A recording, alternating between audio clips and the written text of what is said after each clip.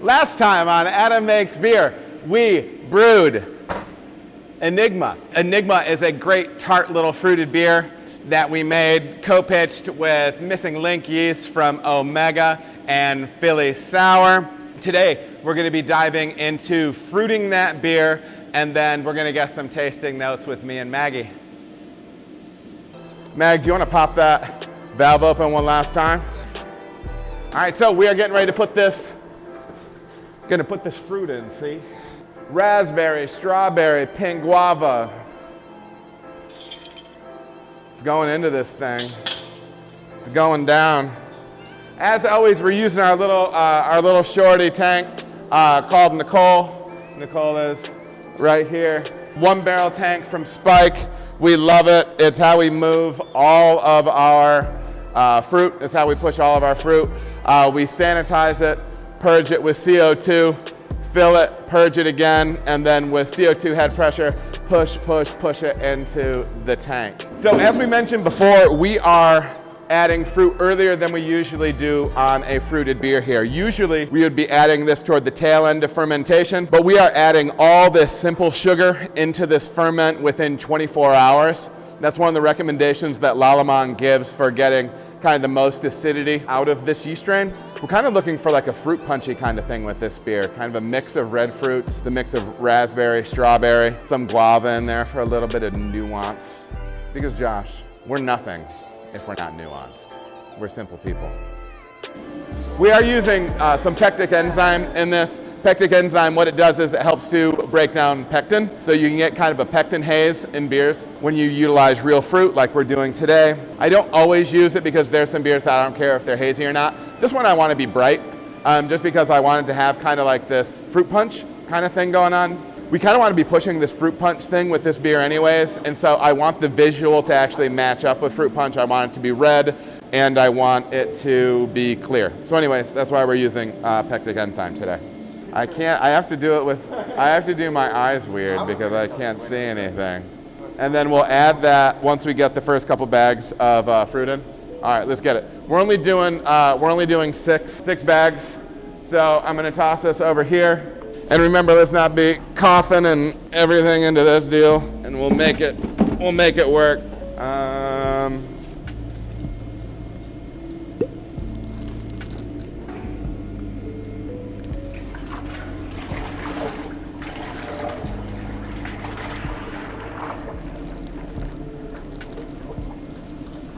That guava's a little bit of a thick board.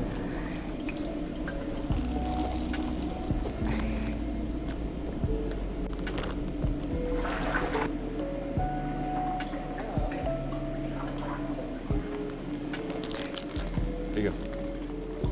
That's raspberry. This is strawberry. Is this bag number 6? There you go. Oh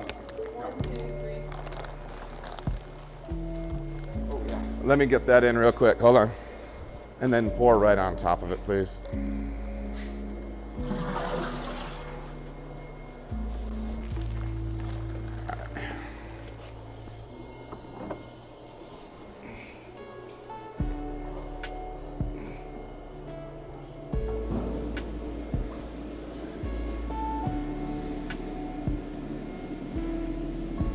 Smells great. So we were told by our manufacturer that we might see some color difference in this beer. It's something that we're going to keep an eye on. One of our potential fixes, if we're concerned about that, is utilizing some hibiscus for color.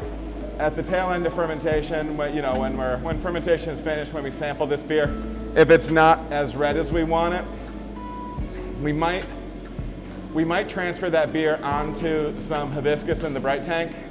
Hibiscus might help to redden it up, brighten it up a little bit. The last thing you want to do is you don't want something like this coming out hazy and brown. All right, we are going to get ready to push this second volume, the rest of the 528 pounds of strawberry, raspberry, and pink guava into this tart beer that we're making, featuring Philly Sour. The little baby blow-off bucket over here, this adorable little fella. in that little blow-off bucket, the headspace in the fermenter is being reduced. That's why it's blowing off. This Philly sour yeast, I wasn't seeing any action in the blow-off here this morning, and that seems to be pretty typical. It usually takes a little bit of time before it'll start off-gassing. All right. You can see that fruit pushing through this sight glass right here. I'm just gonna babysit this until we get that CO2 bubble to pop through. That 1 barrel tank that we're using, there is additional headspace, so it does fit about 40 gallons. We use a little over 500 pounds of fruit when we do fruited beers like this. We can get about 6 boxes of this fruit, because there's 12 total boxes that we use. We can get about 6 boxes at a time into the thing. We can get a little bit more, but it's just easier to split them up in half. Sometimes we get fruits of different thickness. That guava is a little bit on the thicker side, but cutting it with that raspberry and strawberry helps out. As far as the less viscous the fruit is, the easier it pushes in. This takes longer than I want it to. Speeding up, it's gonna pop. There it is. Boom. Did you see it?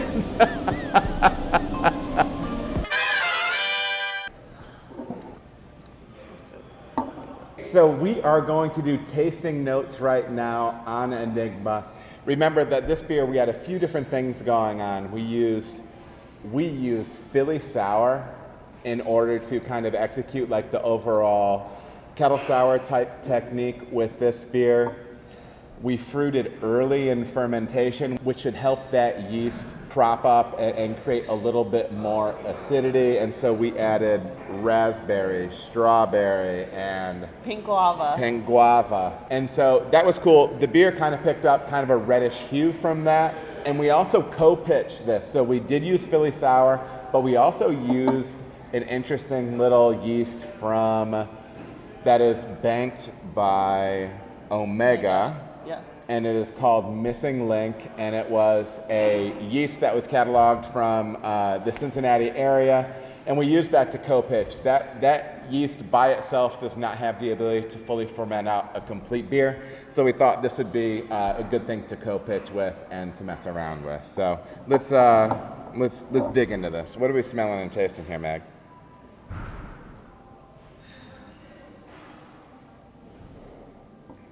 So I never know how to describe the smell, but I mean, it smells like how a super sour beer would smell, like a kettle sour. Right off of the nose. When I smell it, it makes the back of my cheeks right here on my jawbone pucker up a little bit. Sure. But drinking it, it's a lot more, it's easier to take down than a sour would be. So it doesn't stick to the back of my tongue as easy as a sour would. Sure, and I don't think what the Philly sour strain does is create like bash you in the teeth acidity. Right. I think it kind of creates just this bright, crisp acidity. And it's nothing that's going to, like I said, blow your palate out or anything like that. But it's just kind of a straight line, bright, crisp acidity. Mm-hmm. And I think this is a really nice way to use it. We did use lactose in this beer to help help prop up some of the fruit notes a little bit, and I think it came off pretty well. I think it's been moving well in-house. It just getting into summer here. It's bright, crisp. For me, it kind of has like that fruit tart or that sweet tart thing going on, like yeah, sweet tart candy. Yeah. I get a lot of strawberry off of the very end, like sweet tart candy strawberry, like fresh strawberries, which I really enjoy. This was a fun one, and it's one that we're going to keep working with. I think making these really approachable fruited sours, I think there's plenty of room for that. There's lots of people that have success with beers like this, and we're going to keep dabbling with this Philly sour strain, kind of seeing what we can push with that. We've kicked around some different fruit combinations. We kind of were looking at a citrus thing where maybe we'd do some like tangerine, orange, and blood orange together. Yeah. That might be fun. But anyways, kind of working on this like lactose, quick sour, quick tart beer built up with fruit behind it.